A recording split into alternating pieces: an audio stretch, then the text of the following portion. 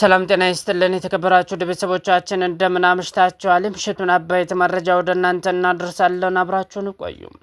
የኢትዮጵያ መከላከያ ሰራዊት ትግራይ ክልል ውስጥ ወደሚገኙ የቀድሞ ጦር ሰፈሮች ይገባል ተብሎ የተጠበቀው መረጃ ሐሰት ነው ሲል የትግራይ ክልል ጊዜያዊ አስተዳደር አስተባበለም። የክልሉ ጊዜያዊ አስተዳደር ፕሬዝዳንት ጽህፈት ቤት ዛሬ በይፋዊ ፌስቡክ ገጹ ባወጣው መግለጫ በማህበራዊ ሚዲያ የተሰራጩ መረጃዎች የተሳሳቱ ናቸው ብሏል። ሌተናንት ጄኔራል ታደሰ ወረደ የሚመሩት የክልሉ ጊዜያዊ አስተዳደር የማስተባበያ መግለጫውን ያወጣው ከሰሞኑ ማህበራዊ መገናኛ ዘዴ ተጠቃሚ አንቂዎች የፌዴራል መንግስት የመከላከያ ሰራዊት ወደ ቀድሞ የጦር ሰፈሮች እንዲሰፍር ለትግራይ ክልል ጊዜያዊ አስተዳደር አሳውቋል የሚሉ መረጃዎች በስፋት ካሰራጩ በኋላ ነው ተብሏል። የትግራይ ክልል ጊዜያዊ አስተዳደር ፕሬዝዳንት ጽህፈት ቤት በመግለጫው የፌዴራል መንግስት የኢትዮጵያ መከላከያ ሰራዊት ወደ ትግራይ እንዲገባ ትዕዛዝ ማስተላለፉን የሚገልጹ መረጃዎች መሰራጨታቸውንም ጠቅሷል። በተጨማሪም የክልሉ ጊዜያዊ አስተዳደር የመከላከያ ሰራዊት በቀድሞ የሰሜን እዝ ካምፖች እንዲሰፍር እንደተስማማ ተደርጎ ተወስዷል ብሏል።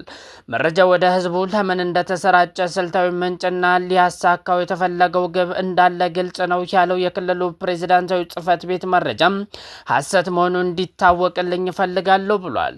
የአሁኑ የትግራይ ክልል ጊዜያዊ አስተዳደር መግለጫ የተሰማው ባለፈው የጥር ወር የአውሮፕላን በረራ እስከ ማቋረጥ ደርሶ የነበረውና በፌዴራልና የክልሉ የጸጥታ ኃይሎች መካከል በአማራና በትግራይ ክልሎች አዋሳኝ አካባቢ ግጭት ውስጥ ከገቡ በኋላ ለመጀመሪያ ጊዜ ነው።